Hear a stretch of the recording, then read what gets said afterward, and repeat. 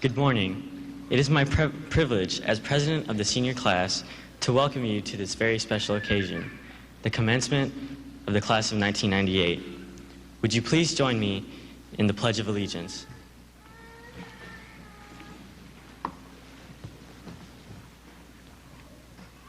I pledge allegiance to the flag of the United States of America and to the republic for which it stands, one nation, under God, indivisible, with liberty and justice for all.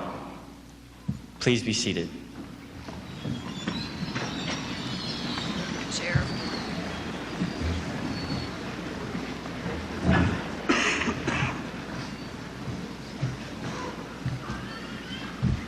Wow.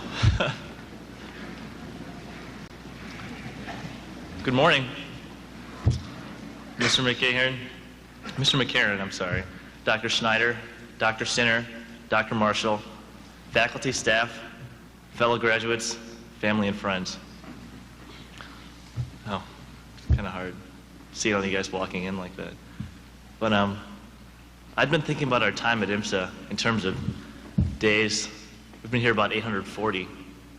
In terms of pizzas ordered, about 60. In terms of all-nighters pulled, on my part, somewhere around 30. I'd even planned to come and talk to you today about the amount of ground beef our class has eaten collectively in our 3 years at the academy. I figured about 17,000 pounds. The point is, we've been at IMSA for a very large part of our lives. We've called this, that little plot of land our home. And each and every one of us has left a piece of ourselves there, not to mention all that we have gained. On the surface, it sounds like just another prepackaged statement. But think about it. I don't mean just left a piece of ourselves physically. It's more than the burn marks that me and Brian left on the toilet seat sophomore year when we set it on fire. It's more than It's more than the mustard stains from Rich Lee's Sprint of Glory. What we think of fondly as IMSA will never be the same. As much as we would like to be able to come back and visit and be recognized as someone who belongs, the years will pass, and this will become less and less of a reality. Hey, in 3 more years, it seems that we may be nothing more than a funny story told by Brian Quimby, or a little picture on a wall in some remote corner of the main building. But we'll still be there. There are ghosts of our past selves roaming the hallways, where you cannot possibly spend 3 years in a place and leave no trace of your being there. I was asked to come here today and reminisce a little bit about our time before it fizzles out and becomes a part of the collective spirit of IMSA past. And I was thinking how to do this, and I was cleaning my room, and I found a couple things that got the memories going. And I kind of want to share them with you. Well, you see this? It's a gorilla slipper. It's kind of hard to tell. He lost an eye. He's got some holes. But he's been through a lot. Well, sorry. Thanks, Dr. Sinner. Well, back in my sophomore year, I remember one morning, it was one of those where your alarm just decides not to go off. And, I had to run to class in my pajamas for fear of getting another unexcused absence. That morning I was wearing the slipper here. He had another one, but I'm not sure where he went. Just as I was about to walk into the classroom, I'll never forget this. I was stopped by none other than Dr. Stephanie Pace Marshall. Apparently gorilla slippers are a fire hazard.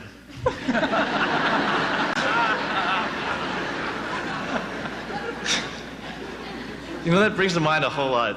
Reminds me of my sophomore year and having to adjust to living away from, mom and dad. It also reminds me of the way we had to deal with obstacles one after another. Be it taking the SATs, applying to colleges, or something as simple as getting to class on time.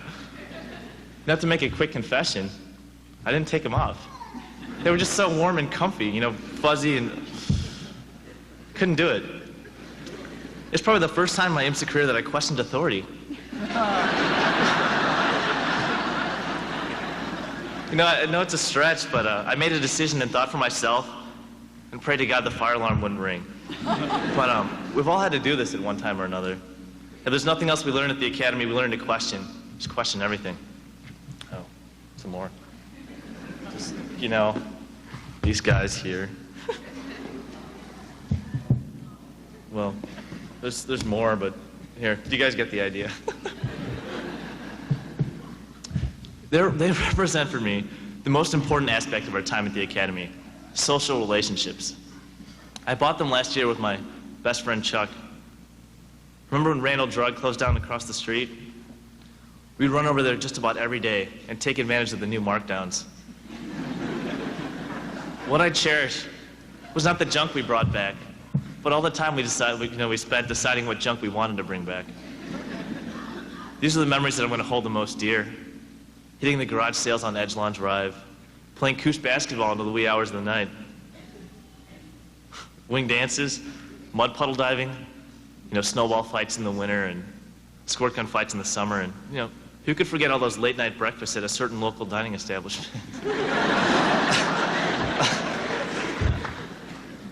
The only thing that I'm going to cherish more than the memories are the people that I shared them with. Many of these people behind me have become so close they seem like siblings. These relationships, these friendships will surely last a lifetime. I haven't even said anything about the academic stuff for fear of turning you off. I can't forget that. So, here's my lucky sock, and here's my other lucky sock.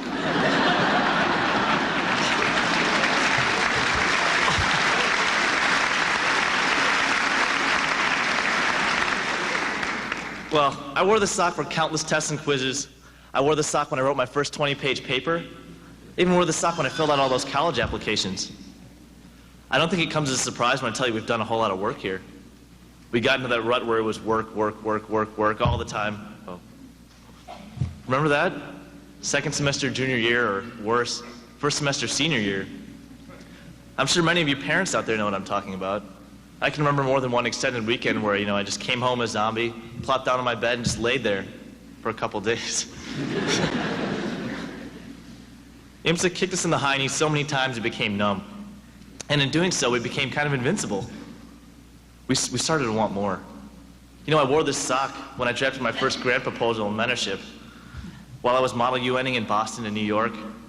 It was on my feet during intercession when I climbed to the top of the Eiffel Tower, in Israel for a conference on ethics, and in Armenia this past summer when I was working with orphaned youth and playing ping pong.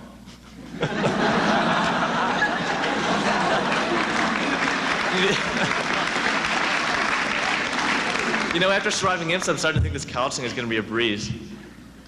But I get a little teary-eyed knowing that it's over. This place has given us many wonderful memories that will be our own. We've also shared an experience. We've shared an IMSA that will never be the same again.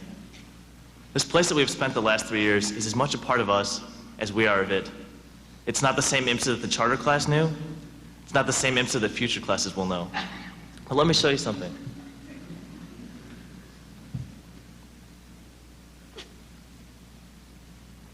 This is something real special to me. This blue ribbon here, this ribbon belonged to a friend of mine. It was a puppy I took care of this past summer. She taught me a very important lesson. With her passing, I came to realize, if you remember something, it will live forever. I want to ask my classmates now to take a moment and find a little spot to keep this memory that we've made together, so that when we walk out of that door, we can walk out with big smiles on our faces. In part because it's over, but also in part because this IMSA experience, our IMSA experience, will live on in our hearts forever. Goodbye, and thank you.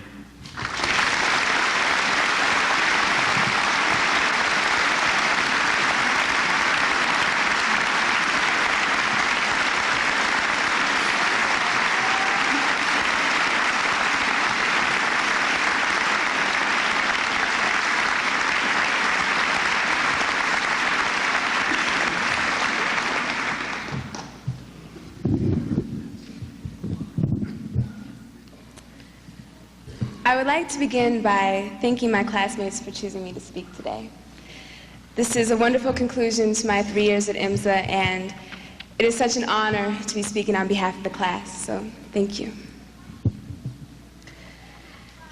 The focus of our sophomore English class was on the individual's journey, and when I was thinking about what I wanted to speak about today, I began to think about our own personal journeys that not only led us to IMSA, but will continue to lead us to our next destination. Though we all come from very different backgrounds and have had our own distinctive experiences, We chose to partake in the educational experience that IMSA had to offer. Isn't it amazing that at 15, 14, and even 13 years old, we made a commitment to our education, leaving our families, friends, and communities? What caused us to leave these comforts of familiarity behind? For some, IMSA promised an education incomparable to their home school. For others, IMSA was an opportunity to be around other intellectual youth. And then there were those of us who simply wanted a chance to become more independent. While our reasons may have been different, our class has become as much a part of IMSA as IMSA has become of us.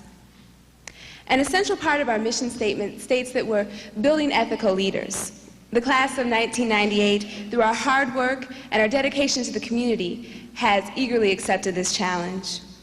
We have captured titles such as Westinghouse Finalist, Outstanding Achievement at Harvard Model Congress, and National Merit Scholar. However, our accomplishments are not exclusively academic. This past summer, students worked with Habitat for Humanity, renovating a house for an underprivileged family in Michigan. In the summer of 1996, a student spent 1 month in Kenya and Sunica, operating vacation Bible schools and building a church. And in the summer of 1997, students participated in the Ethics in Science and Humanities project held in Jerusalem, Israel, which looked at the incorporation of ethics into the science and humanities curriculum. We are 200 young women and men who have spent 3 critical years of growing with one another. And perhaps our most important accomplishment is that in this time of questioning of self and of identity, we have been responsible enough to take care of one another and become each other's family away from home. We have spent late night hours in conversations over problems with teachers, what college we should go to, what directions our life should lead. There have been many birthdays celebrated with the wing and a phone call from home. And there have been roommates who, through 3 years of highs and lows, have created a sister bond that can never be replaced. Now it is time for us to take the next step in our journey, and soon we'll disperse across the nation following our own personal dreams and desires. We have each brought to IMSA pieces of our own life experience, and IMSA has taught us how to live and function with 600 total strangers. We have attained wisdom not only academically, but personally in our years here. And now we are ready to acquire even more knowledge from our next destination. In all of this excitement and celebration, we must also remember that we play a crucial role in our society. We stand here today, your future doctors and businesswomen, your future social workers and scientists, your future congressmen and poets. And as leaders in our communities, whether it's behind a pulpit, at a boardroom table, or in a classroom, we have a responsibility not only to others, but also to ourselves. This obligation and responsibility is to be true to ourselves. In the words of music artist Eric Benet, we must live life with a touch of dignity and a stroke of love. We must make sure we allow ourselves to step back and reflect upon the way we are living so that we may right our wrongs and celebrate our rights. It is vital that we stand up for what we believe in and ensure that others have the opportunity to develop and fight for their beliefs too.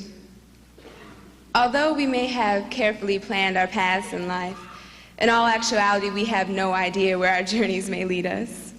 The love of our parents, the patience of our teachers, and the encouragement of our friends has provided us with the strength we need to follow and achieve our dreams.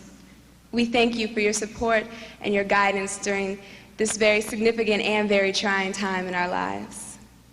The class of '98 has worked hard and prepared well, and in the midst of our celebration and tears, we know that we are ready to confront our new life experiences. Now, for those of our class who know me well, they know that I can't leave today without a bit of poetry. So I'm ending with a poem that I wrote today, or for today, which I feel is a promise that we all must keep to ourselves. It's titled, Essence of the Human Spirit. This never-ending chaos circles around me sharp and insistent. Uncertainty encompasses the hope pulsating through my adolescent body, and fear strains the rhythm in my chest. I have never known what it's like to stand alone. Miles away from maturity, I am longing for home, for my place in this world of peace and war, for equanimity amongst discord. The anguishes that will lead me astray, the greed, the hurt, the pain, are worth conquering. From sweet breath of air upon an open field of grain, that serenity of living, I emerge whole, pronouncing to the world, I exist. I exist. Thank you.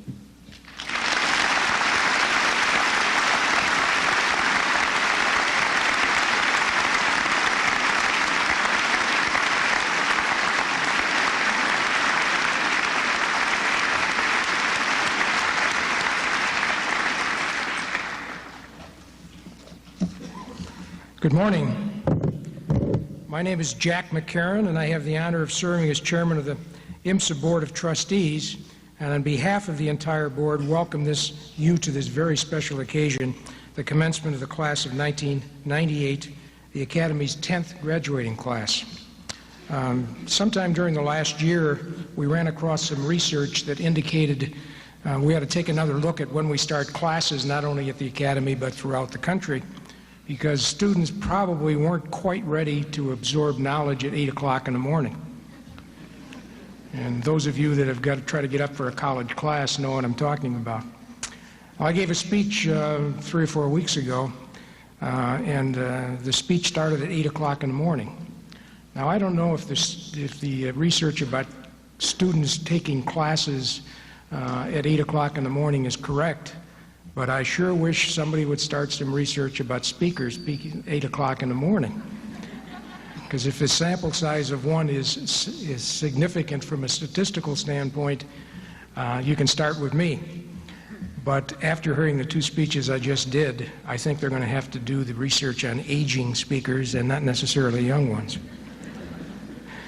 This is a very special day, not only for our graduates, but also for those who have played a significant role in helping them achieve their educational and personal goals to date.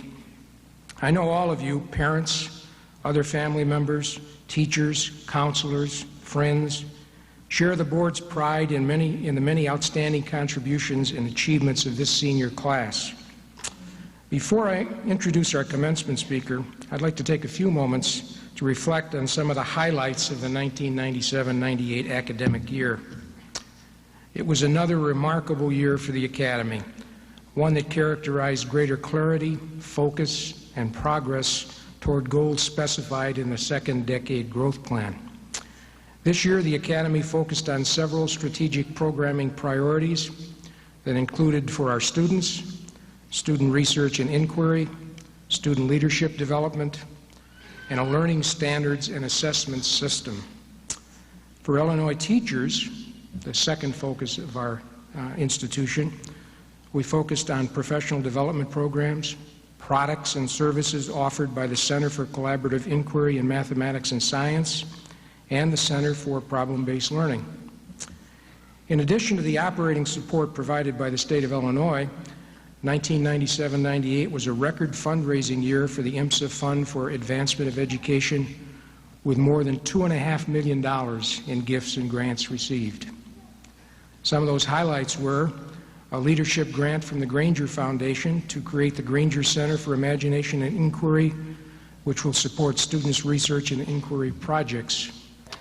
And David Granger, who obviously was responsible for that grant, swooped in on the Academy, and I'm sure these students remember, in his helicopter, telling us in advance that he'd probably stay about 20 minutes to take a look at the situation.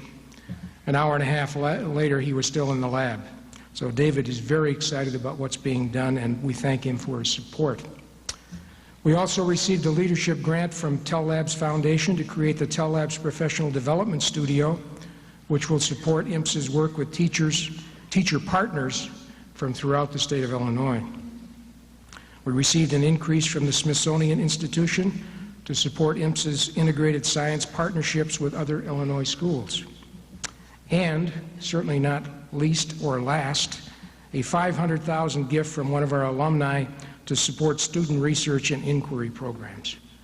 And we were talking about this last night at dinner, and not only is it extraordinary that this young person, who is anonymous, thought so much of IMSA that they gave $500,000, but it's also exactly the first budget that the Illinois Math and Science Academy had. So we've come a long way.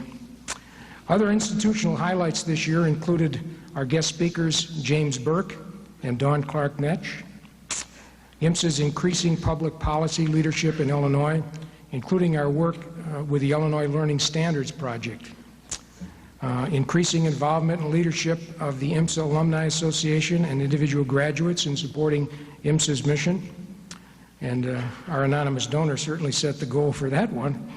The startup of IMSA's new Center for Collaborative Inquiry in Mathematics and Science and its work, as well as that of the Center for Problem-Based Learning, to help teachers improve and transform mathematics and science teaching and learning in their settings, which are much different than IMSA.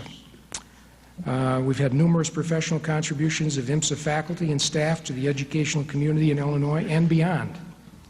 And we've strengthened admission and pre-admission programs and services, aided in a greater involvement by the IMSA parents.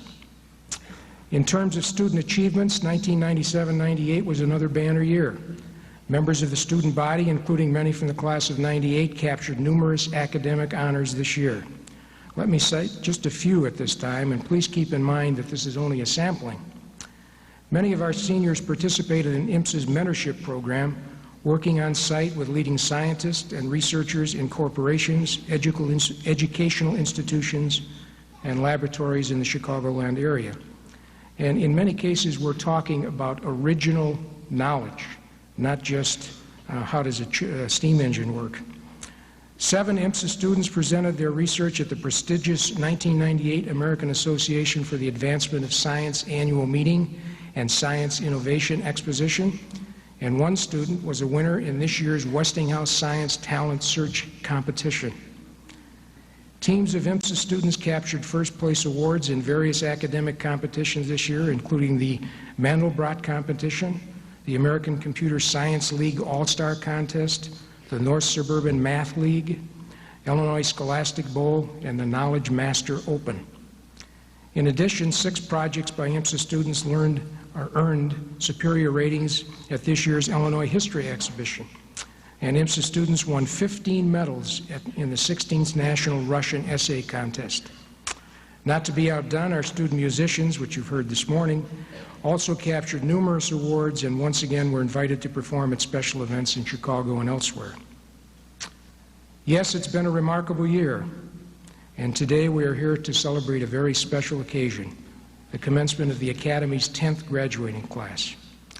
On behalf of the Board of Trustees, I want to congratulate and thank these fine young men and women for their many achievements and contributions to the IMSA community. I also want to ask all of them and all of us to pause for a moment to remember and thank the people of Illinois and our numerous corporate, foundation, and individual partners for believing in the Academy's mission and its potential and for supporting our work. As the IMSA learning enterprise continues to grow and develop, we are ever mindful of the public policy reason that IMSA was established. This reason was and is to help the state of Illinois to meet its needs and interests in mathematics, science, and technology. We must remember that educating IMSA students is not the ends.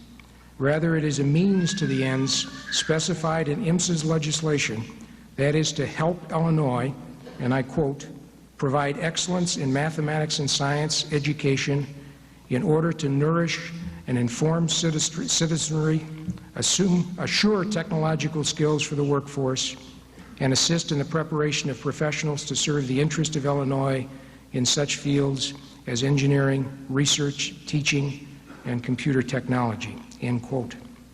I believe the state's support of these wonderful young people will pay tremendous dividends in the years to come, and that the people of Illinois will receive a high return on their extraordinary investment. At this time, it's my pleasure to introduce our commencement speaker for this special occasion. Dr. Stephen Schneider is a professor in the Department of Biological Sciences, a senior fellow at the Institute for International Studies, and professor by courtesy in the Department of Civil Engineering at Stanford University. Dr. Schneider received his PhD in mechanical engineering and plasma physics from Columbia University, and I found out last night, a former student of Leon Letterman. He studied the role of the greenhouse gases and suspended particulate material on climate as a postdoctoral fellow at NASA's Goddard Institute for Space Studies. He was awarded a postdoctoral fellowship at the National Center for Atmospheric Research and was a member of the scientific staff from 1973 to 1996, where he co-founded the Climate Project. An author or co-author of more than 200 scientific papers, proceedings, legislative testimonies, edited books, and book chapters, Dr. Schneider is also a frequent contributor to commercial and non-commercial print and broadcast media on climate and environmental issues. He's appeared on Nova, Nightline, The Today Show, Dateline, and the Discovery Channel, just to name a few. He was honored in 1992 with a MacArthur Fellowship, which is often called the Genius Award, for his ability to integrate and interpret the results of global climate research through public lectures, seminars, classroom teaching, environmental assessment committees, media appearances, congressional testimony, and research collaboration with colleagues. In 1991, Dr. Schneider received the American Association for the Advancement of Science Westinghouse Award for public understanding of science and technology, for furthering public understanding of environmental science and its implications for public policy.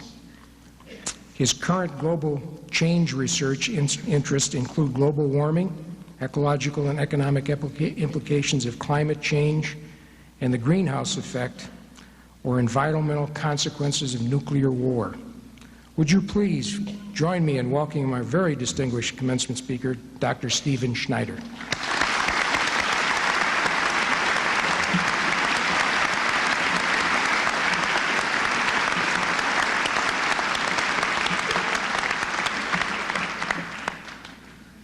Thank you very much for that nice introduction, Chairman McCarran.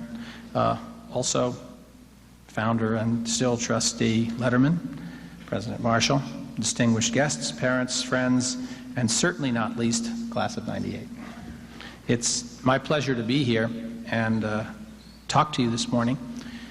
And before I do, because what I want to talk about is the questions of whole system thinking and scientific literacy, I was thinking about your remarks, Jack, about how can we learn at 8 in the morning? Well, I remember when I was a student of Leon Letterman's, that class was at 9 in the morning, and it wasn't easy. Now that I teach, I can tell you it's not easy to teach at 9 in the morning. In fact, it's even harder to do that on Saturday. So I promise not to lecture too much. However, there's a lesson in all this, and that lesson is that learning comes to us when it does. Not always at the best and most optimal time, when the class is easiest and when you've got the right amount of energy or you've just had the cup of coffee or the right amount of sleep. And part of that learning is lifelong learning and involves experience and how we integrate that experience into what we know and carry that forward. And the most important thing I think that we need to deal with, that's what I'm going to get to about whole systems, is how do we develop that sense of integrating the new experiences into the body of learning whenever the time of day it happens and with whoever we're with. And that, I think, is where you've gotten a great boost here from the style of problem solving that IMSA uses. I wish I had had that kind of philosophy when I went to school. One more thing before I start. I was looking at the sign over my head behind you, graduating class, and it says, a pioneering educational community. Well, of course you start thinking, pioneering. Well, here we are in the Midwest, and one thinks of sodbusters and pioneers, and that kind of fits, but we have to get past these cliches. What is pioneering about? Pioneering is about risk-taking. It's about not being afraid to try new things. There's a risks in risk-taking. That's why it's called risk-taking. There's something else that we have to do which connects to whole systems. We've learned, and America's been built on this, that the entrepreneurial zeal, that risk-taking, go out there and try something and make a difference, and that indeed has built the country, and I certainly hope we don't lose it. But we've also recognized that there's a balance, and that's a balance between the personal and the planetary. Because when our experiments and our adventures start to spill over the fence line into our neighbor's yard, then we have another question. Because when I pursue my quality of life goals, if they start to interfere with yours, then we have to learn how to deal at the next scale up. So the first thing that we learn when we look at pioneering and we encourage risk-taking is not only is it risk-taking, but we have to take a look at the risks, not just to ourselves, but to our neighbors, and not just to our human neighbors, but to the planet that surrounds us. And that's going to lead us to trade-offs. And trade-offs aren't always simple and easy things to do. Ethics, which is what we're really talking about, we're talking about a personal planetary ethical synthesis. Ethics don't emerge in a vacuum. They come out of community experience, our history, and our values. And putting all of that together is part of science and math curriculum, because we have to have a context for what we do. Let me say something about science literacy. I was talking about that phrase before. It's kind of a popular phrase. How do most of you get your information? Well, if you're typical of what the pollsters tell us, and they poll people all the time and in many countries, and these results are pretty common from Australia to Japan to the US, most people, not so much school-aged people, but those of us who do our learning, when it comes, learn from the media. But how does the media do it? The media often does it partly of necessity and partly because they're a business responding to the signals that we give them by turning the channel if it gets too dull. Therefore, their rating services are telling them what works. So while it's easy to blame them for, quote, dumbing down, as some people say, our learning process, they're giving us what at least their pollsters and their market research people tell them we want. They're giving us sound bites. And sound bites can be entertaining and a quick way to find out what's going on, but they can be pernicious if you think that the world is constructed on the basis of the depth that comes from a sound bite. So I did a little research, and I looked into how long the average presidential sound bite was over the elections in the past 30, 40 years. And in 1960, it appears that the average sound bite for how long a president would be allowed to talk as what they call a talking head unimpeded in front of the audience was something like 50 seconds. Now, that doesn't sound like much, but try it. 50 seconds of watching a talking head, that's a fair amount of conversation from one person. Not so good for the ratings. So by 1984, the presidential sound bites in that debate and the various news coverages, I'm talking about the evening news coverage of the candidates, was somewhere around 20 seconds. By the last election, it was closer to 8 seconds. Now, what can you say in 8 seconds? Well, I have a few modest examples here. My budget-busting opponent will bankrupt the economy. Got that in. Yeah, I even made that in 7. They'll do the whole thing. Or my greedy challenger, he puts private profits ahead of global survival. I mean, when we start debating complex issues with multi-sides through these kinds of telegraphed bites, it's very difficult to make tough value choices, to make that personal planetary ethical synthesis I referred to before, because it's hard to know how to do that if we don't know what's going on, and it's very hard to know what's going on if that's the information base. Now, let's talk about the science side. That was the political side. Many of you read opinion pieces, if you read the Wall Street Journal or the Chicago Trib or any newspaper, and they appropriately have different points of view, and they should. Newspapers should do that. That's what our free system is built on. But what happens when they're talking about science? In the field I study, in climate change, it's very typical to get somebody from a deep ecology group who's going to be talking about the potential for surprises and the flip-flop of ocean currents and how that could dramatically alter climate, and then the synergism of fragmented habitats and climate change could doom 50% of the world's species to extinction. So we have kind of the end of the world op-ed. Then the next week they'll get one, and if it's the Wall Street Journal, they'll get 3. If it's a newspaper that has more of an environmental point of view, it'll be 3 of the environmental to 1 of the other. But basically they kind of balance these back and forth. And the next op-ed piece is going to be from somebody from a coal industry or an enterprise institute, and they're going to tell you that carbon dioxide is a fertilizer, it makes plants grow better, so what we really want is more of it. So then you end up with the end of the world and it's good for you. And then we flip again. Now, anybody get a little confused?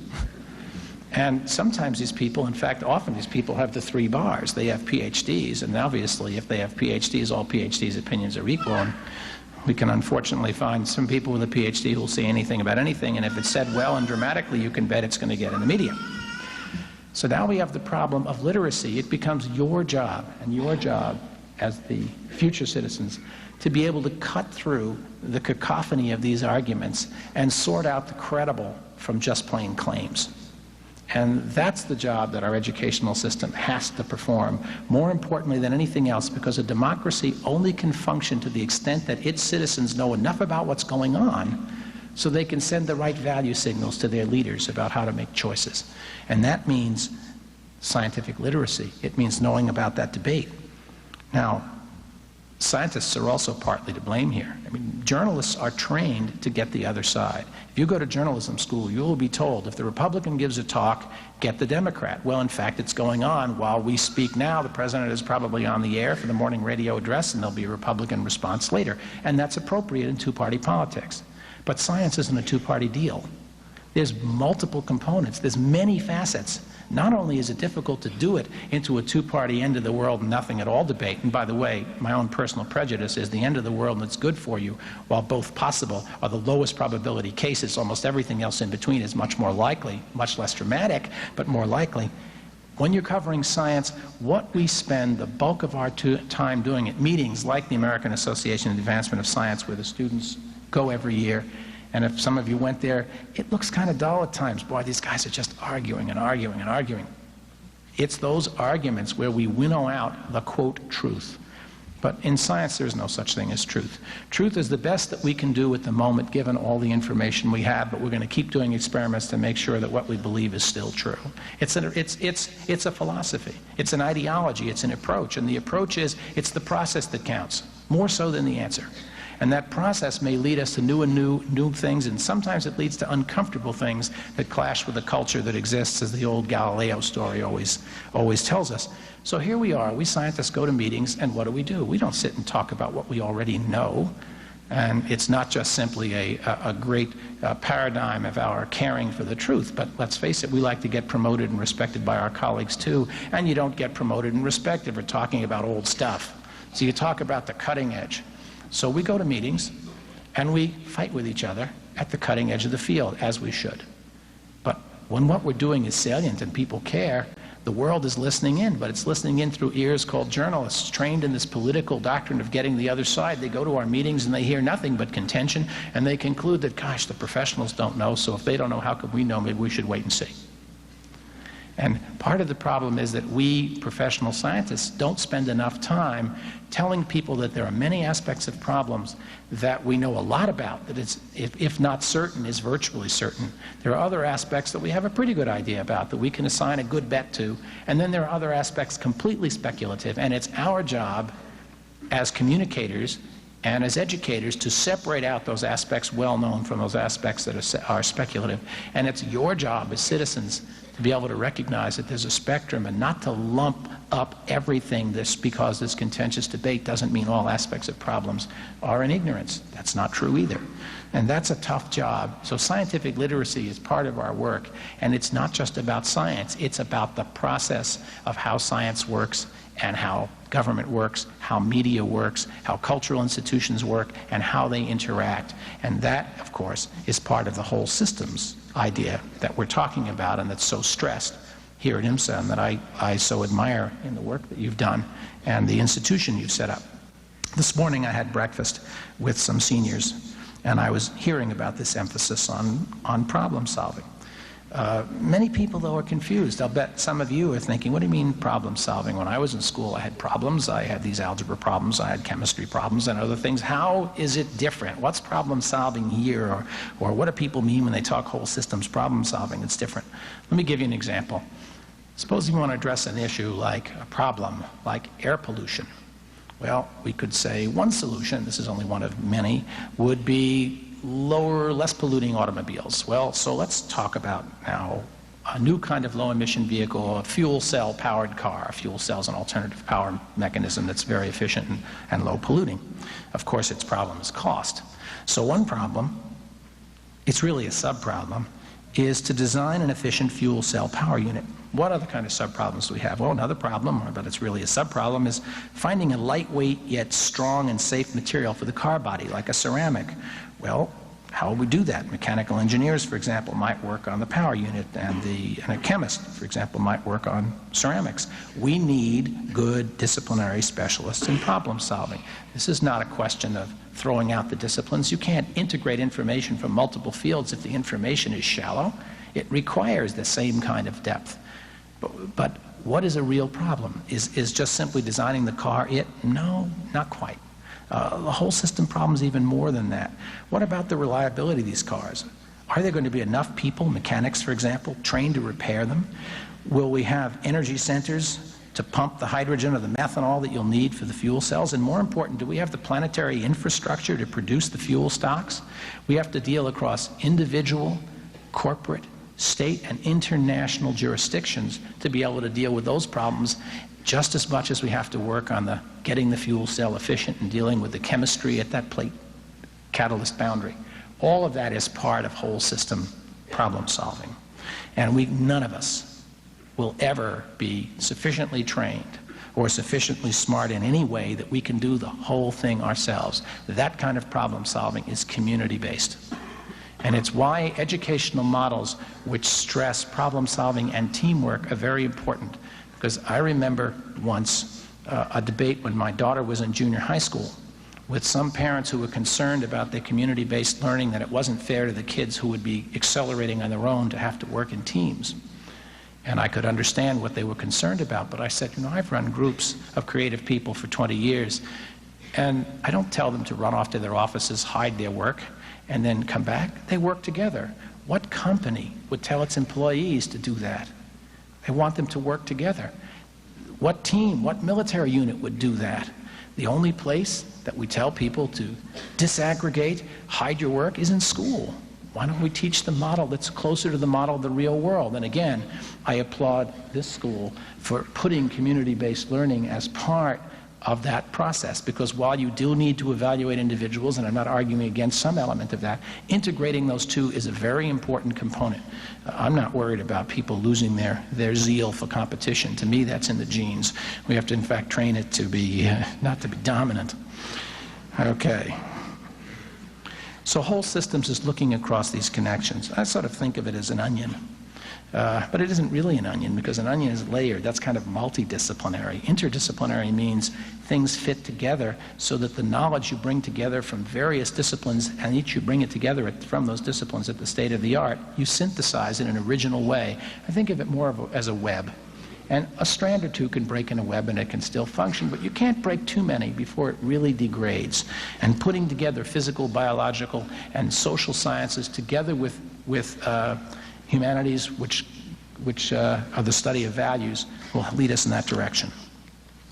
This isn't just true in high school, it can be true in college. Let me tell a few stories. That's a good way to exemplify things. At Stanford, I team teach in something we call Earth Systems. And this is designed to be an interdisciplinary program that addresses the Earth as a whole. Of course, we don't have a full department, and we haven't solved all the problems yet, but what we try to do is we give people first a broad background in the basic sciences that they need. Then they track off into specialties like biosphere or anthrosphere. This is fancy words for biology or economics or technosphere, engineering. And then they come back again as seniors, and they have to reintegrate on on some kind of real-world integrative problem. Well, I will start out the very first day of this class, and there's 100 or so students in there, and I like to start asking them questions. The first kind of question I'll ask is mostly freshmen and some sophomores who've decided to take this risky major that isn't quite a discipline, and they're not sure what it is. How many of you sort of want the world to be a better place? And of course, most of them raise their hand, and then I'll say, how many of you would like to do something to help make the environment a better place? And by this time, they all have their hands up. And then I ask them, how many of you want a good job? And they all have their hands up, but they're starting to look at each other and wonder about it. This is why we paid all this tuition to go to Stanford, have professors that ask these kind of dumb questions. Of course, my fourth question is, and how many think you can do all of that at once? Well, then they're a little bit perplexed. Good, I'm starting to teach. I got them perplexed. The key that I wanted to go over with them, and that I want to mention here, is the traditional route through academic work since the Industrial Revolution has been specialization. Be a better biochemist, be a better engineer, be a better historian by learning that discipline and being the best at that field, and then you will advance quickly, make those discoveries. But then we discover that in those pursuits, there are real-world problems at the intersection of those fields. So what we're looking at is the need to improve content, and that being the quick ticket to a nice job, and on the other hand, the need to understand the context so that we can solve problems in the world, and we have to live in the world too. So what's the balance between content and context? Well, there's no answer to that question. That you have to find inside yourself. For some people, the right balance is to be content specialists. It's what they're best at. But I hope you'll be cognizant of the rest of the world. For other groups, they may actually want to be specialists at putting things together. They may want to be context specialists. But if you try to integrate material without having any understanding of its depth, you'll do a shallow job. And you can't do everything in 3 years or 4 years. And when you get to college, those of you who want to both solve problems and learn about details, you will have to make trade-offs. It isn't a direct and simple thing. And that's why lifelong education is so important, because you can't get it all in the 4 years or the 3 years or 5 years of graduate school. What you need to get there is the basics plus the background about how to continue to learn on your own. I'll give another example. Since not just high school, but also you can discuss issues like this in junior high. In fact, I've talked about whole system thinking and learning from colleges to high school to junior high schools, right on down to congressional committees. It's toughest there. It's amazing how hard it is to teach people who think they already know. But in elementary school class about 10 years ago when my daughter was there, I've sort of gone through, I always teach in classes. My son just had me in his English class recently in high school. But this was a group, and it was in the 80s. NOVA, that's the public broadcast program on science, had a series called Planet Earth, and I was involved in several of them. So I was, I guess, the closest thing the elementary school had to a celebrity. So they invited me in to talk to the class. Their science classes from 2nd, 3rd, 4th, and 5th grade. So we're sort of looking at 8 to 12-year-olds. And we were going to do dialogues about climate change, and they'd all seen this NOVA program. So we talked about various things, and I asked them about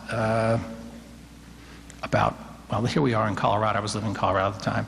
Denver is very cold in the winter and warm in the summer. Anybody been to San Francisco? And half of them had been. And I said, what's it like there? Well, it's much cooler in the summer, and it's also warmer in the winter. Why is that? And it turned out that some of these 8 and 9-year-olds actually knew, but they didn't even know they knew. They made the observation pretty soon that it's near an ocean. So I was okay, so the ocean has something to do with it. Well, what do you think about an ocean? What's the property of an ocean that would do that? And some of the guesses you get from these kids are really hilarious. Anyhow, just to cut the story short, I said, well, what about a pot of water? If I try to boil a pot of water and I got a small pot and a big pot, which one's going to boil faster? Well, every kid knew that. They just didn't realize that that was a good metaphor to an ocean, that an ocean's a really big pot of water and it takes a long time for heat to change, and that's why the winters and the summers are different. You can teach elementary school kids about thermal inertia. Just don't tell them that's what it is. In fact, don't tell their teacher that's what it is.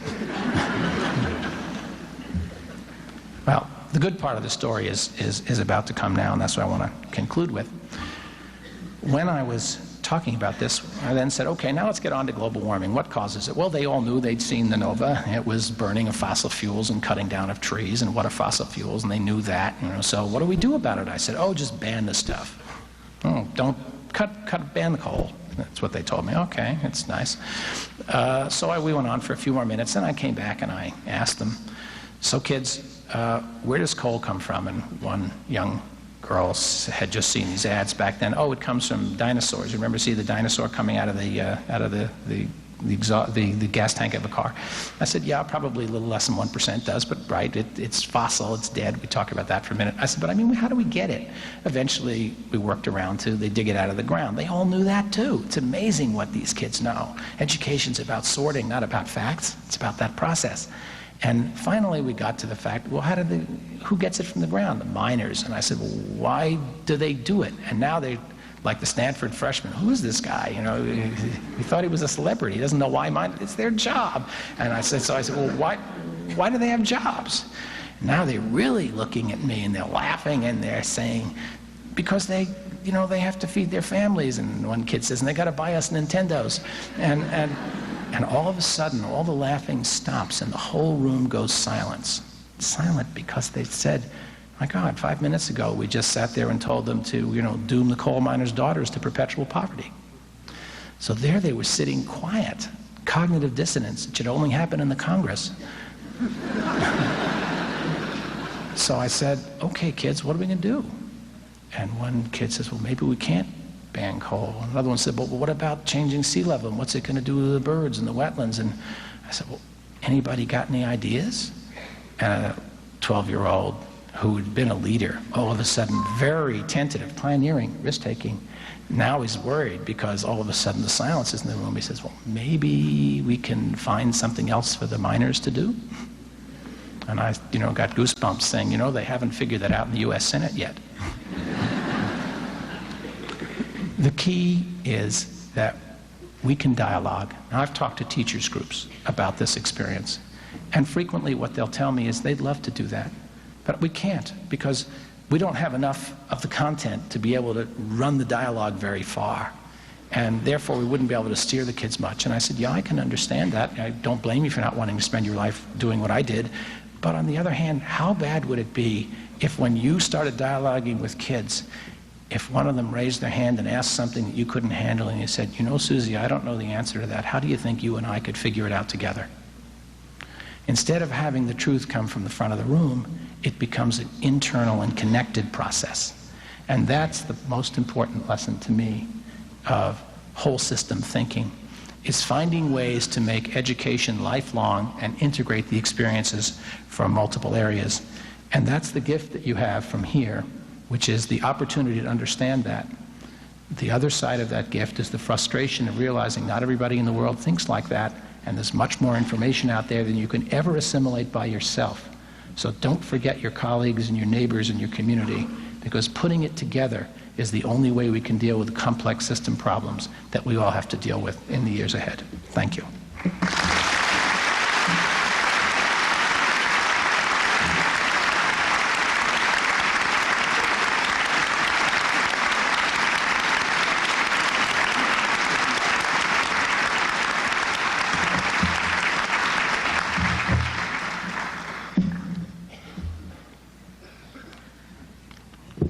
In 8 seconds, let me thank Dr. Schneider for your inspiring remarks this morning. Your life and work clearly embody the spirit and the mission of the Illinois Math and Science Academy.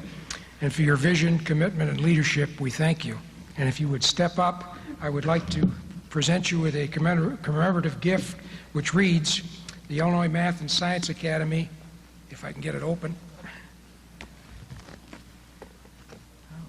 The Illinois Math and Science Academy hereby honors Dr. Stephen Schneider for his commencement address to the class of 1998, presented the 30th day of May, 1998. Thank you very much, sir.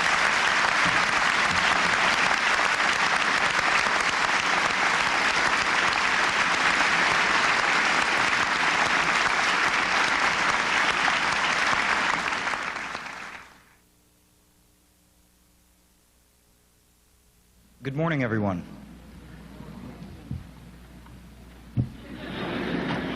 To the class of 1998, congratulations. Thank you. My name is Michael Pyle, and I'm a member of IMSA's class of 1990. My mother asked me to tell all the parents in the audience that I have a job.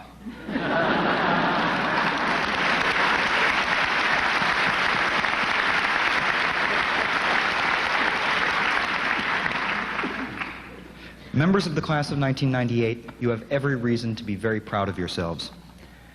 Simply the fact that you're sitting here today shows us something. Whether you believe it or not right now, it shows us that you have the strength, the courage, the intelligence, the wherewithal, the maturity, and sometimes merely the endurance to survive and to thrive through 3 years of the Illinois Mathematics and Science Academy. This part of your life's journey is complete. There is nothing else you have to prove as IMSA students. In other words, your work here is done.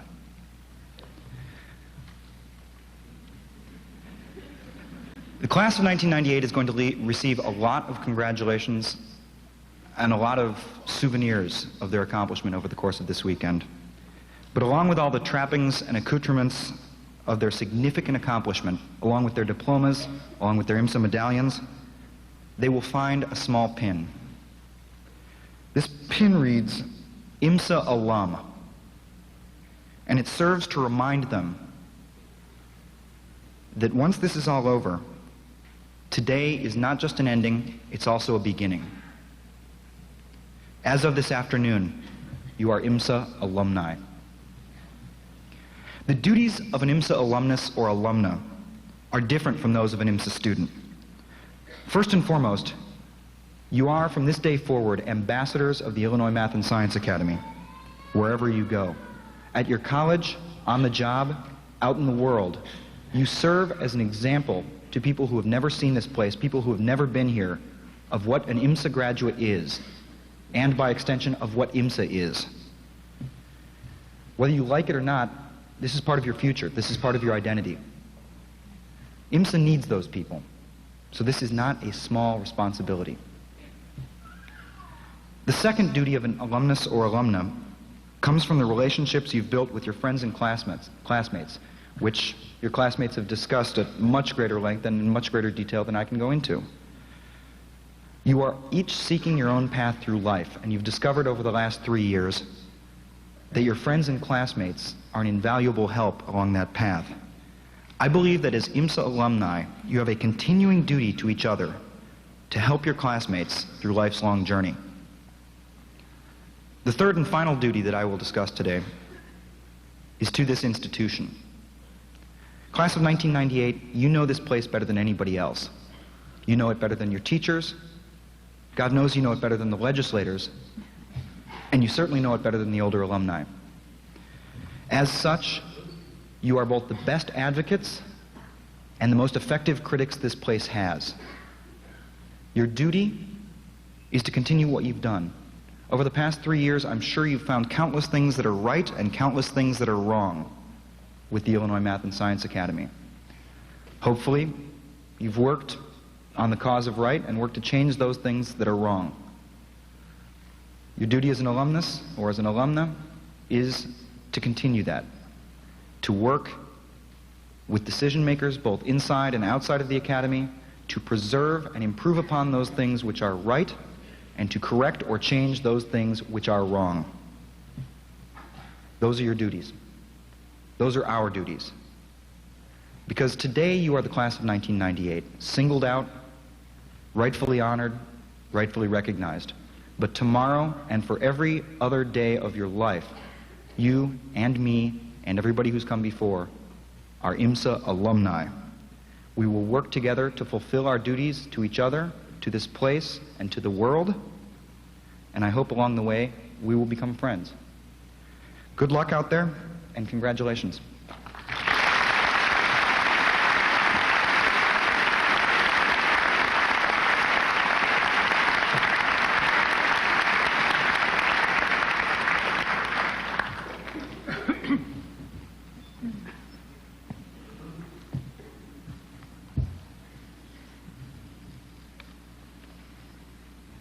Seniors, many people have helped you get here today. Family, relatives, and friends, but I'd like to depart slightly from our script for this morning and ask you to please stand at this time. I'd like you to lead us in thanking the faculty and staff of the Illinois Mathematics and Science Academy, without whom this day would not have been possible for you.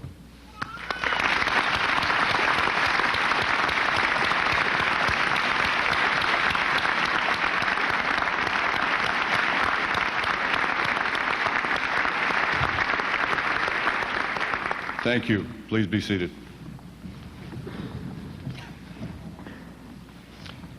Every year about this time, I start to think about my remarks to the graduating class. I want my remarks to be meaningful, to to deliver some relevant message that you will take with you as you leave IMSA and head off to new experiences. I want my remarks to be celebratory because this is truly a day of celebration for both you and your families. I have no doubt that my remarks are usually heard and then forgotten, and that's okay. But still, I want to say something to you that comes from my heart. I want to tell you how I feel about each of you and your successes as you sit here today, ready to graduate. I think I'm supposed to say things like, go forth and do good things. This is only the beginning. You have the world on a string. Take care of your sisters and brothers of the world. Take care of the earth and all its creatures. Work hard and good things will come to you. Do the right thing. And I would say those things, except that I know you've already heard them. You have come to this day through hard work, compromise, and the occasional setback, but you're here. The most important thing now is to look forward, because no matter how you think things are going to be in the future, they will always be exactly what they are. Nothing more, nothing less. You'll always be looking forward, planning, hoping, and learning. We are a culture that looks forward. We believe things will be better in the future. I remember being a kid and thinking, boy, just wait till I get to high school. Things will be different then. And then I remember saying, boy, just wait till I'm a junior, and then things will really be different. I remember saying, boy, just wait till I get to be a senior, and then things will really be different. And I remember saying, boy, wait till I get to college, then things will really be different. And you know, it is always different, and at the same time, it's never quite what I thought it would be. Last weekend, Allison and I were sitting around on Sunday, drinking coffee, reading the newspapers, playing with the dogs. Allison always has music on the stereo, and it's an eclectic mix. There's always Bruce Springsteen.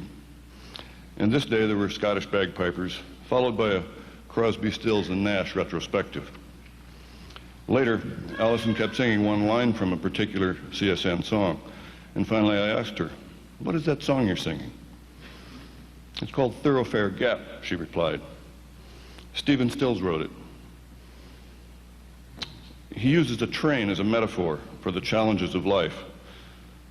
The fact that just when you think you've reached your goal, another appears before you even get to rest. It's also about stewardship of the earth and the idea that sometimes you have to stop and take care of yourself so that in the future you can be called upon once again to do important work. I listened carefully to the song, and I discovered that the message I really wanted to give you this morning was right there. It had already been written in 1978 by a guy who's nearly as old as I am now. I'd like to celebrate your graduation day by reading these words to you. This is Thoroughfare Gap by Stephen Stills. Sometimes I consider my pace, and I'm reminded of the train gathering speed for the climb to the pass in whose shadow it already lies. A small metal dragon approaching the ever-present ascending rise to the seventh mountain. Reeling and snaking and leaping, it seems like it wants to come loose from its path cast in iron. But she can't slow down now, as the earth has presented a new crest to reach, without barely a rest from the last one. And you wonder just what lies beyond, though you've been there before, and you always forget about the effort and the strain. Always ascending, each yard adds a mile to the never-ending pull of the steepening grade that is before you. A valley, a forest, a desert, a stream with an oversized bridge for the trickle underneath. You remember the torrent it turned to last spring from the snows melting fast, and then the river it became in the summer. Perhaps it is ruined from a fire that has scorched it so badly that nothing will grow without rain. Rain to wash away the blackened soil, now useless till called upon in a future as distant and far away as the next range of mountains. So take it as far as you see and beyond.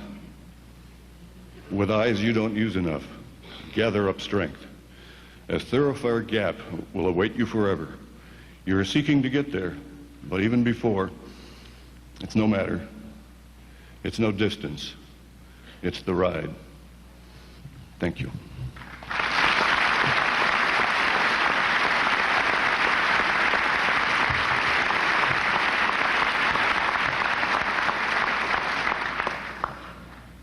President Marshall, the time is now and the place is here.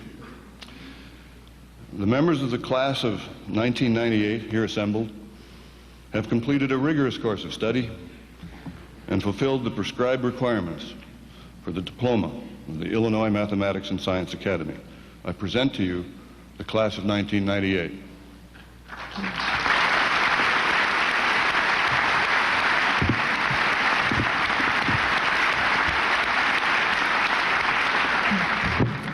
Thank you, Dr. Sinner, and good morning, everyone.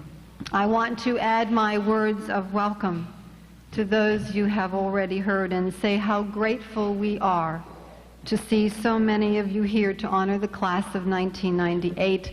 I want to thank our commencement speaker and especially to thank Adrian, Nalo, and Michael for their wonderful remarks.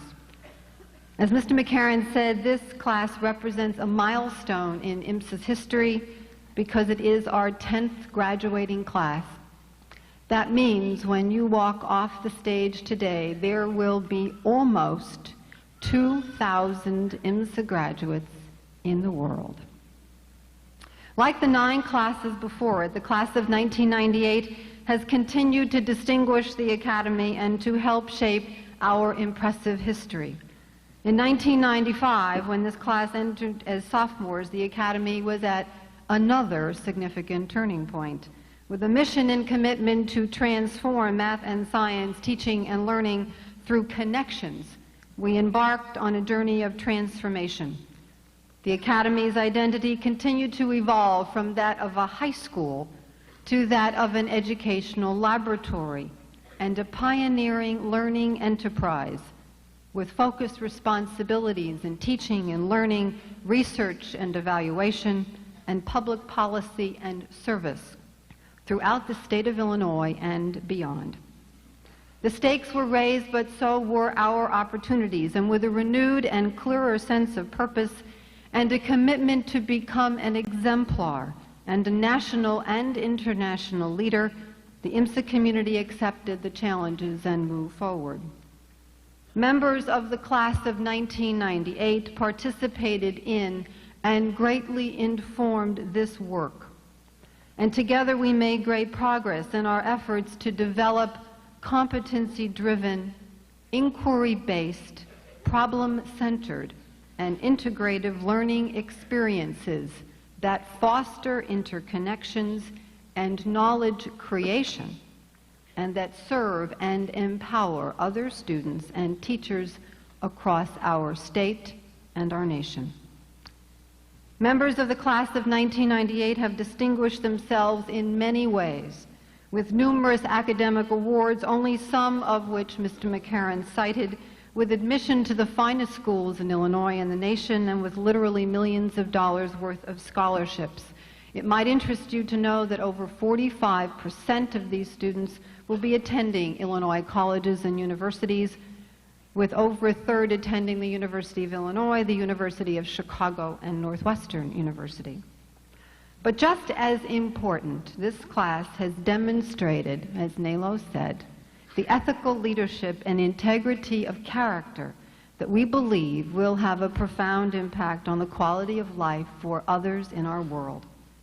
Their academic and intellectual achievements have been impressive, but equally as significant, these seniors have contributed more than 16,000 hours of community service to the citizens of Illinois by serving as tutors and mentors and volunteers in hospitals, senior citizen and child care facilities, schools and libraries and museums.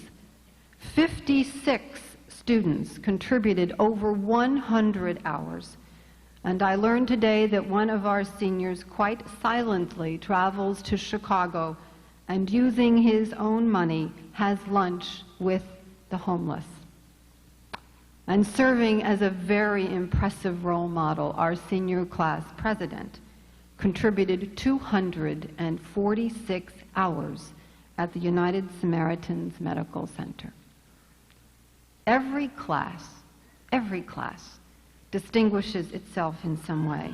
And Mr. McCarran cited academic achievements of our seniors, and there were many, many first and second place individual and team recognitions. And we are very, very proud of them and you. But there are other accomplishments of this class that I want to cite. 7 students were invited to present their original research, as was mentioned at the American Association for the Advancement of Science conference, where President Clinton spoke. One of our seniors received 5th place honor in the Westinghouse competition. Another developed a new laboratory technique at Loyola Medical School named now after him.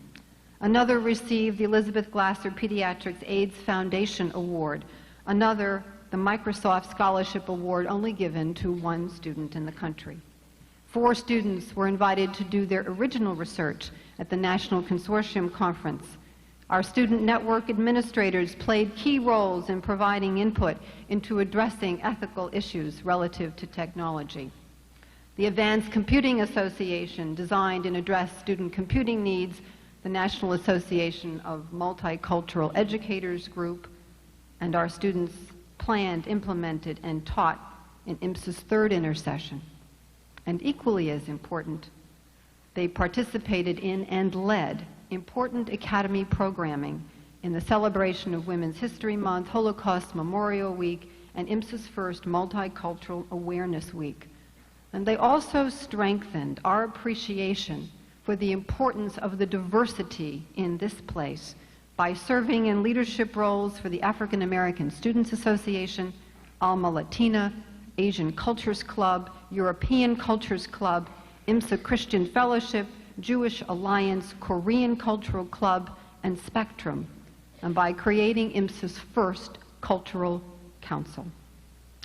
In addition, they served in leadership roles in a number of minority recruitment programs across our state, helping to establish the revised Project School Visit program and our early involvement program. As their accomplishments indicate, the students in the class of 1998 are enormously talented and capable, but they are also very caring and thoughtful young people, respectful of this place and their role in it. And like their predecessors, they too have been pioneers. Because of their youthful energy, their enthusiasm, their dedication, and their seriousness of purpose, we have been enriched by sharing a part of your lives. As our newest graduates, we hope you feel we have also given you a part of us, and that in the end, you have received more than a diploma. We hope that you feel your capacity for finding problems and solving them, for creativity and for taking risks has been deepened, that your ability to see and create connections within and among mathematics, science, the arts, and humanities has been enhanced, and that your leadership potential and ethical perspectives have been broadened, and that your awe in the wonder, the interconnectedness, the interdependence of the natural world has been increased. As soon-to-be graduates of this unusual institution, you are not only joining what some alumni have called the IMSA Club, but you are in a more profound way joining what some of us call the IMSA movement, a movement committed to liberating the genius and goodness of all children and inviting the creativity and imagination of the human spirit for the world. I'd like to close with a very brief stanza of a poem from one of my favorite poets, and I learned yesterday from one of our English faculty, who sadly will be leaving us, Jackie White, that we have been actually calling this place the wrong title. It's really the Illinois Mathematics and Science and Poetry Academy. So let me close with a stanza from a poem called The Wild Geese. Whoever you are, no matter how lonely, the world offers itself to your imagination, calls to you like wild geese, harsh and exciting, over and over, announcing your place in the family of things. As a pioneering learning community dedicated to research, innovative teaching and service, we hope IMSA has instilled in you the desire and commitment not to be first in the world, but to be first for the world as you assume your place in the family of things. As we celebrate the achievements of these remarkable young people who have made us so proud, I ask each of you now to offer a silent blessing for the lives of dedication to others we know they will lead.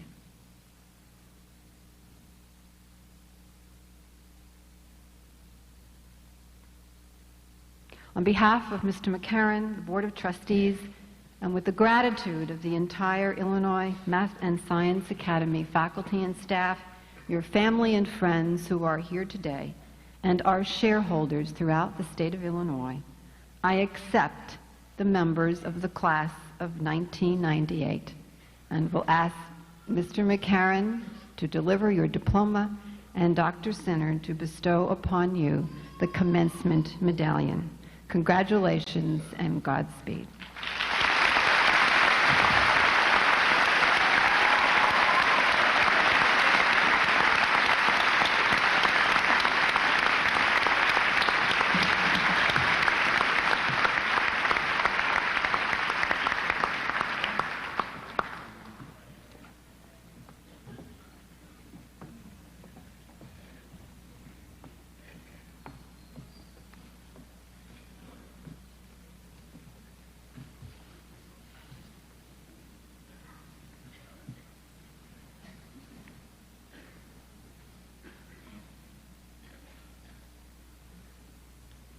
In keeping with the formal nature of this special ceremony honoring the class of 1998, and in the interest of the dignity of the program, please hold for applause until all members of the class have received their diplomas.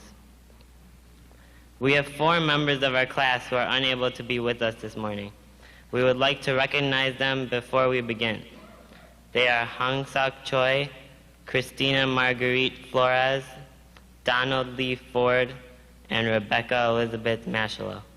Thank you.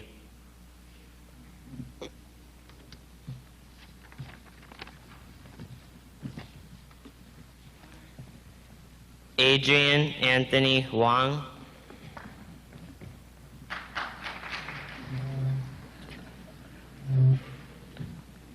Nalo Maynice Jackson,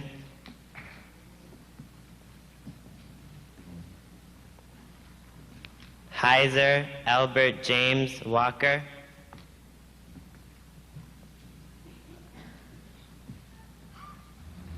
Peter Robert Adamczyk,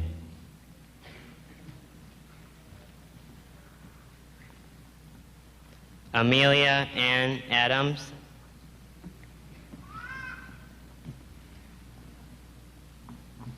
Harish Prasad Agarwal,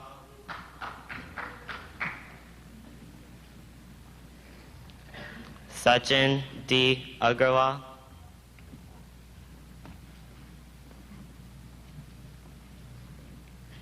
Angel A. Alvarez,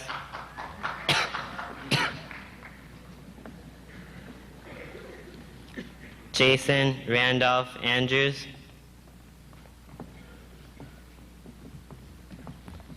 Precious Joy Ballin,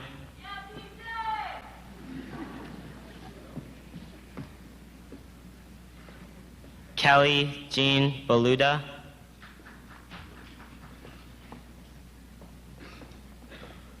Andrew John Barron,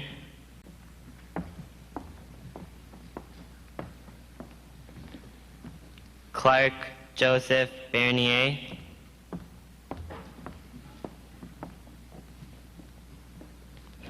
Jeremy Allen Best,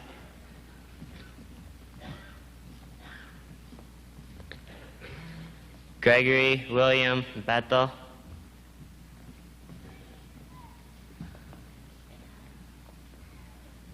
Gwendolyn Jane Bloom.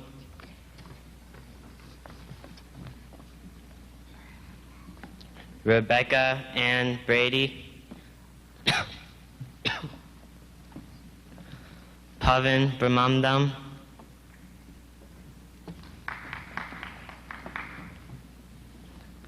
Mary McDonnell Breslin.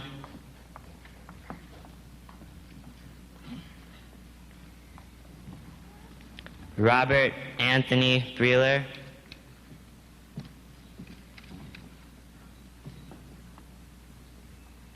Tashonda Janelle Burke.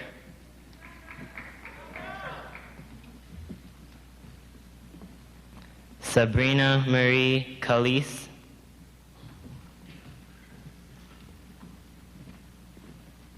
Melissa Calvillo.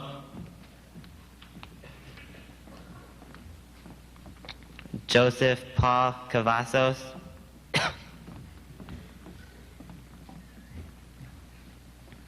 Anmol Chada.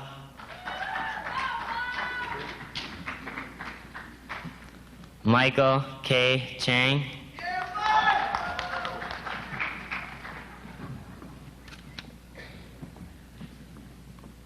Richard S. Chen.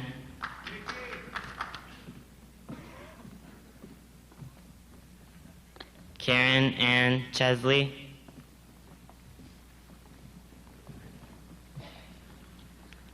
Jimmy S. Chung Jr.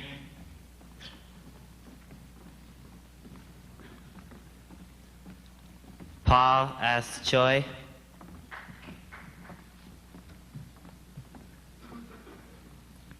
Maurice Chung.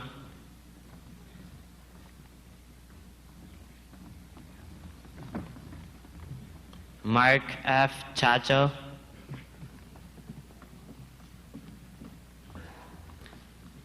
Jenna Michelle Colby.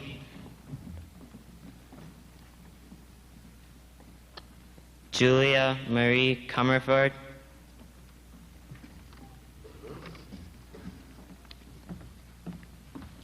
Archie Ross Cornell.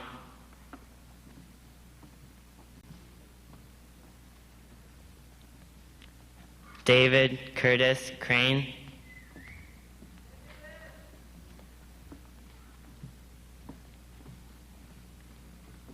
Noreen Suzanne Dabish.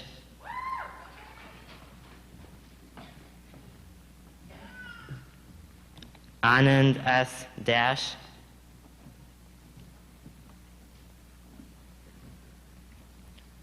Jasmine Patricia Doherty.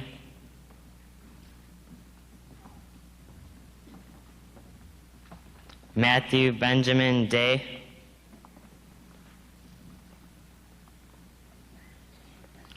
Jonathan Edward De La Cruz.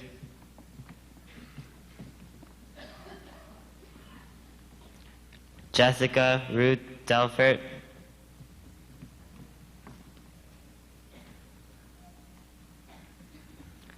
Jamie Aaron Devereaux.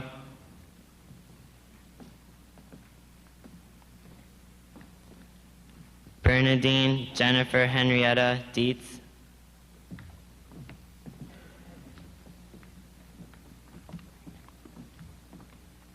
Kylie Ann Diltz.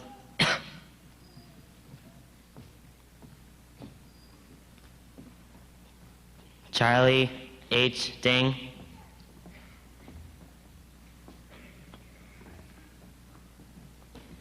Andrew John Doherty.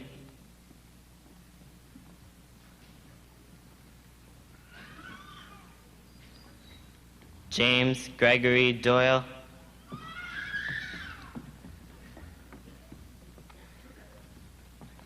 Danielle Marie Ducharme.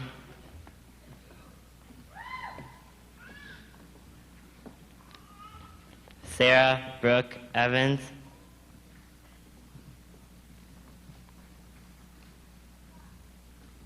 Natasha Lynn Fast.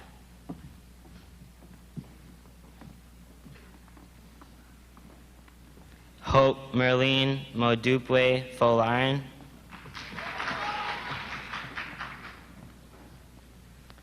Joanna Morris Francis.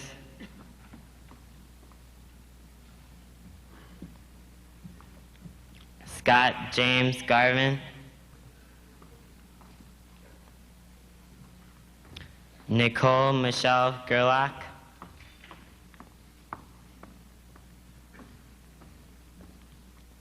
Vivian Elizabeth Gibson.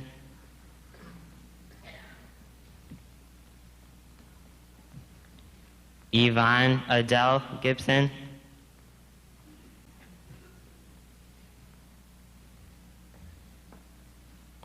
Gerard David Gorski.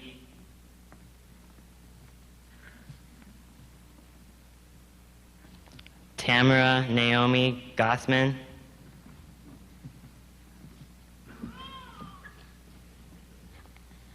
Jeremiah James Gregg.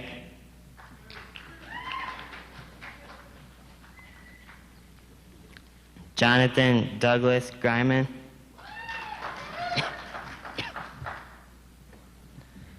Nathan Jacob Gross.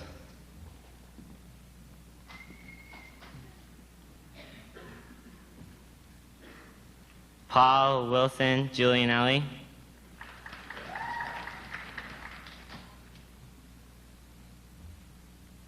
Sarah Louise Guthrie.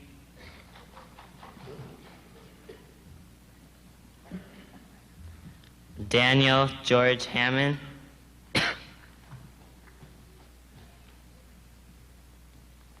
Soren Scott Jose Harburg.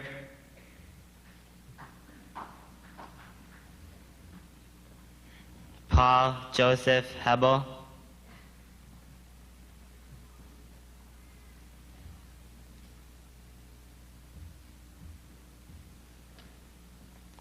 Jacob Yost Hesterman.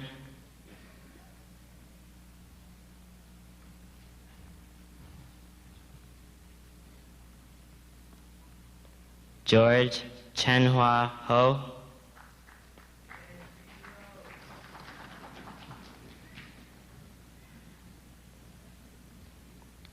Mark Frederick Homan.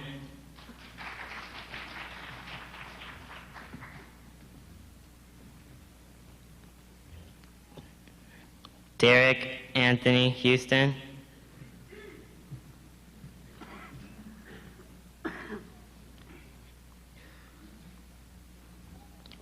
Nisa Alexis Housengay.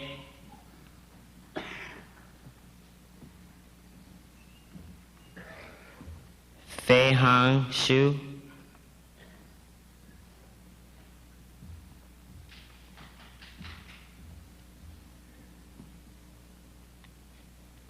Adnan Khalid Hussein.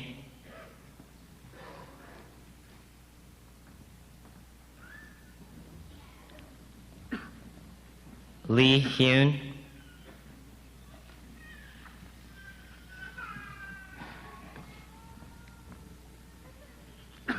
Princess Izehua Uehosen Emakude.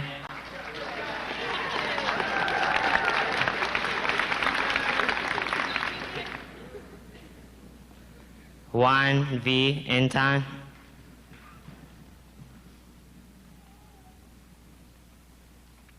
Kim Sanaye Ishida.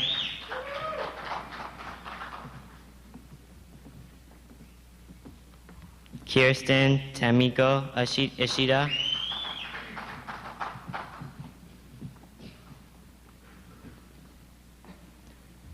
Shilpa Valmiki Iyer.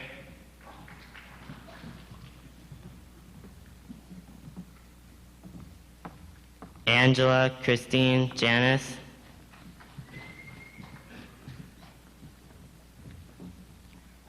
Thomas Joseph Johnson.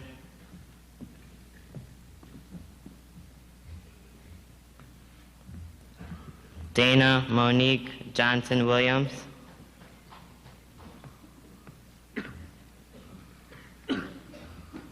Joyce Donette Jones.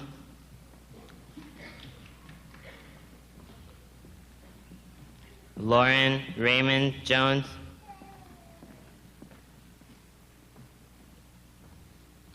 Kirti Kamboj,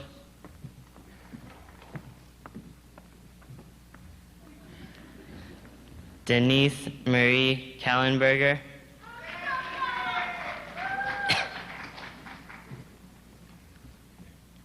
Mason Richard Kidd,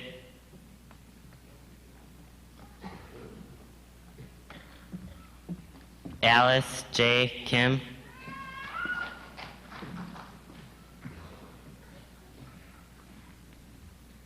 Brian Kim,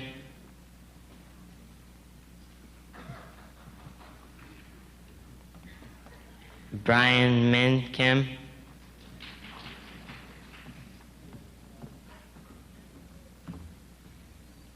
Jane Hyunjin Kim,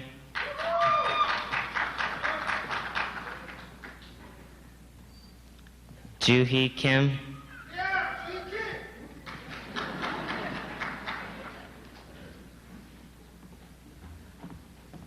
Teshil R. Kim,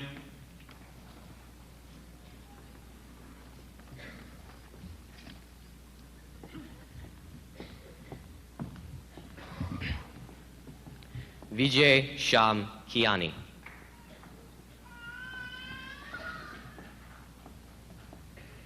Sonia Suki Ku,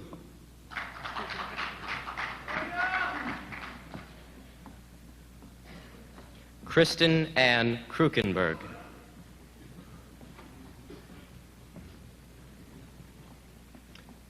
Vishnu Kumar Kurella,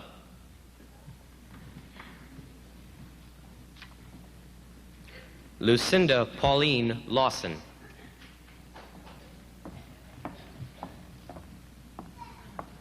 Larry Lane Jr.,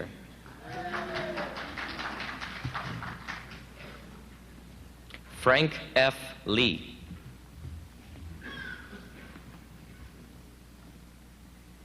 Richard J. Lee,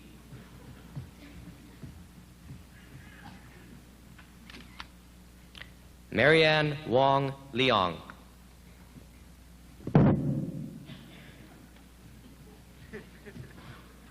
Michael Yang Liu,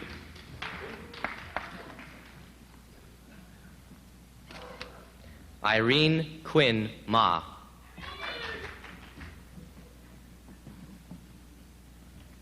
Elizabeth Marie Mandel,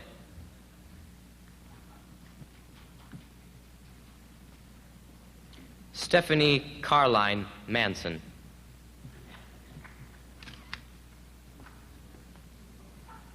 Vincent J. Marchi,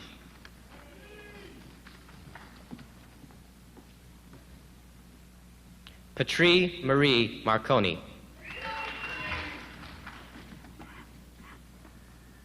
Jillian Christine Martins,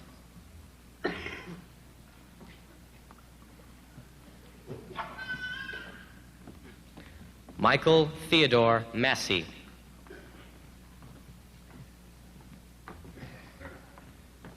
Camille Monique McCormick,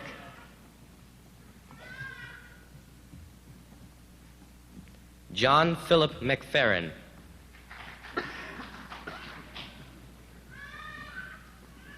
Sarah Elizabeth Mebin,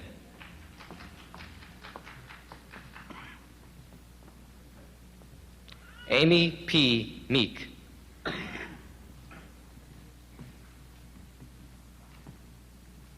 David Aidley Mellis, Michael Lewis Meneses,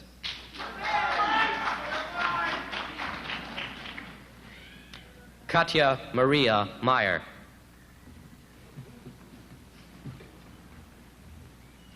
Courtney Ann Myers, Sarah Elizabeth Moss,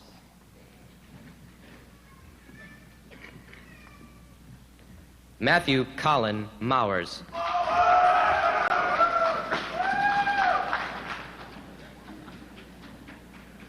Hanyi Abigail Moy,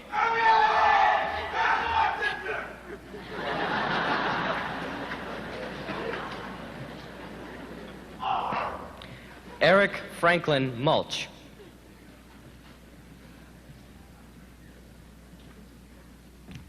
Anthony Francis John Lofrades Nuval.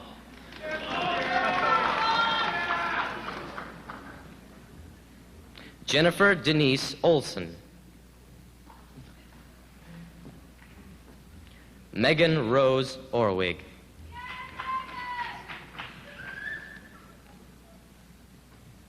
Jeffrey Samuel Palaniuk.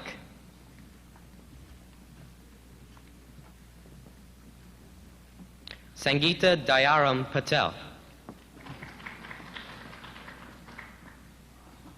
Matthew Pena.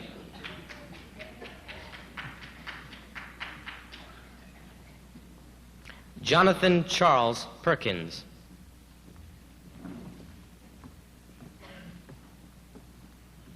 Soumya Prakasam.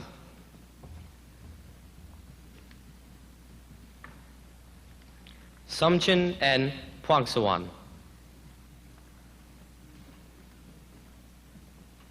Lene Henry Quant.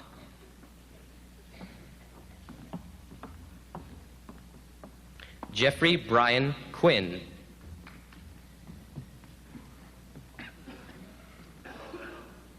Emily Marie Radozovich.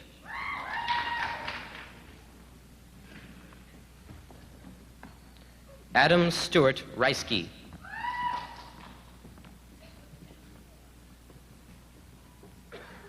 Nita Sitishok Ratan.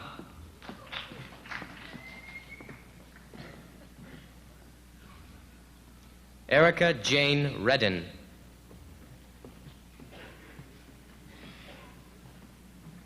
Candy Lynn Ranke. Charles Gerard Rickert.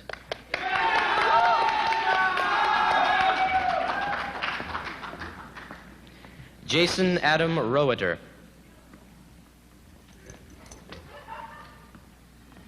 Robert Matthew Romashko.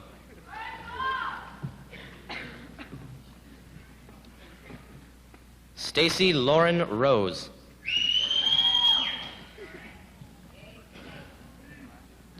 Eli Moss Rosenberg.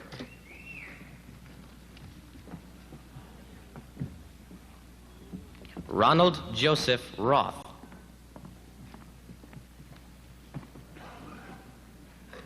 Virginia Kathleen Ryan. Kavita Raju Sagi.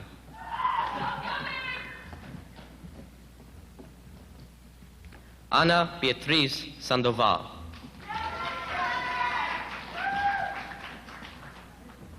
Travis Shedler.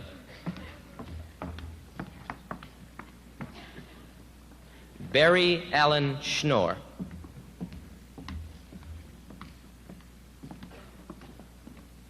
Akash Deepak Shaw.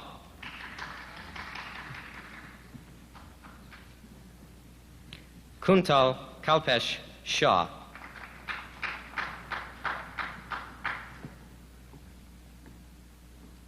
Anisha Ram Shetty.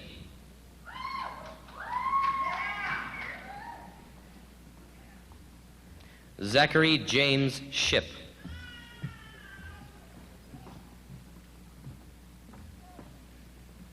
Arthi Shroff.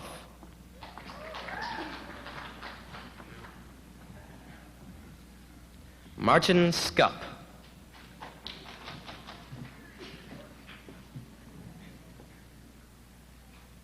Megan E. Spencer.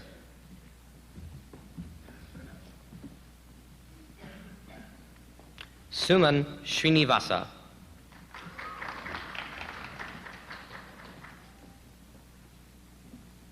Sarah Geraldine Stanfield.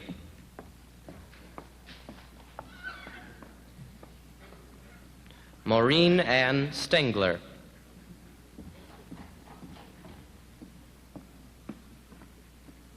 Douglas David Strain.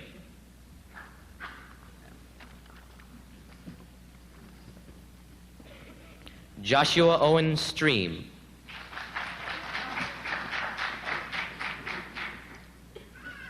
Natalie N. Sukapad.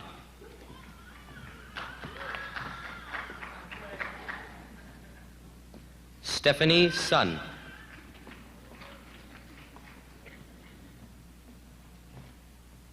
Samir Sundaresh.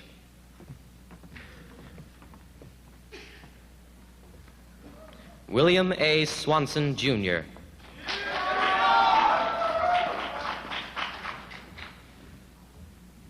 Anya Yadviga Share.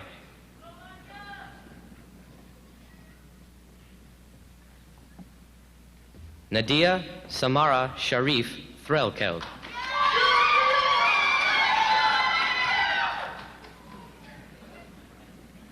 Andrew Michael Torres.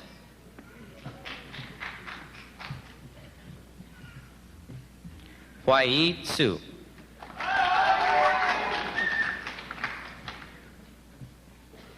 Catherine Ann Tuglas.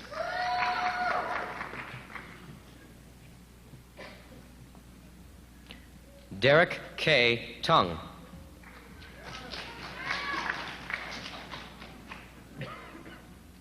Crispin Jan Turchinsky.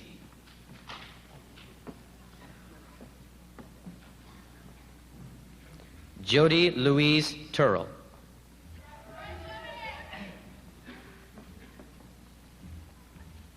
Madhav Prakash Upadhyay. Jennifer Lynette Erbauer.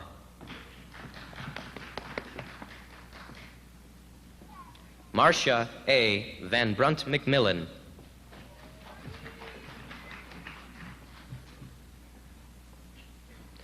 Adam Michael Vandenboom.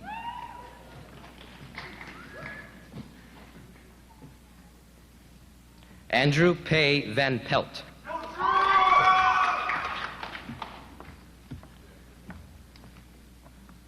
Vina Villivalam.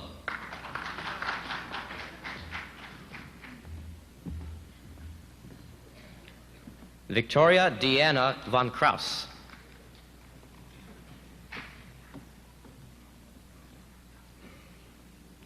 Jennifer Bing Wong.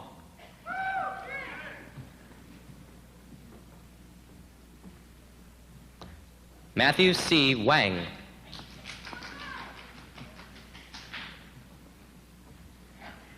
Daniel Wee.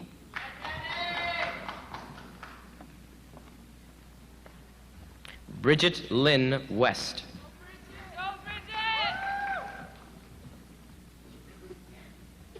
Kimberly Marie Whitlock.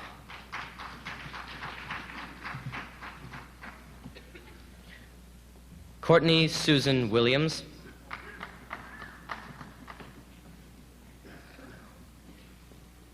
Emmanuel Wojnarowski.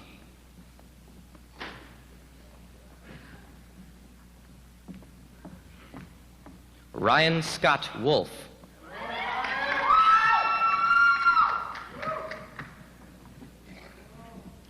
Regina Sunmi Wan.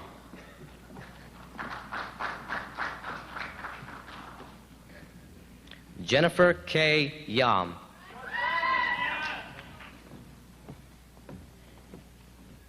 David C. Yang.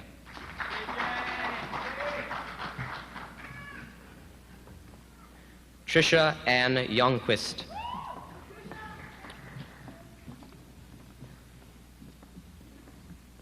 David Zacharias.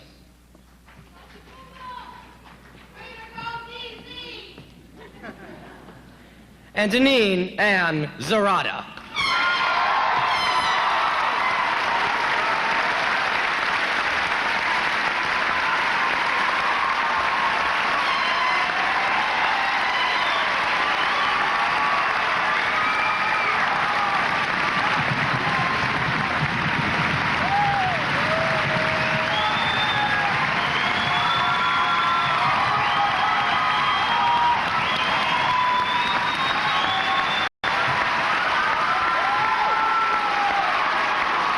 Ladies and gentlemen, I present to you the graduated class of 1998 of the Illinois Mathematics and Science Academy.